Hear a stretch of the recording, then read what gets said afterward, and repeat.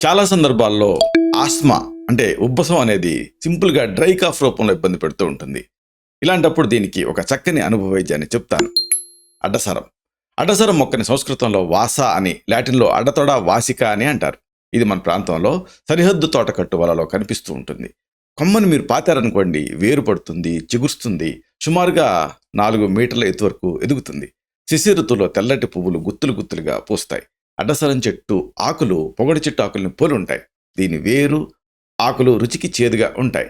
ఒకవేళ ఆయాసంతో కూడిన దగ్గు మిమ్మల్ని ఇబ్బంది పెడుతూ ఉంటే అడ్డసరం ఆకులు, ద్రాక్ష పండ్లు, కరక్కాయ ఈ మూడింటిని కలిపి నీళ్ళ కలిపి కషాయం కాయండి.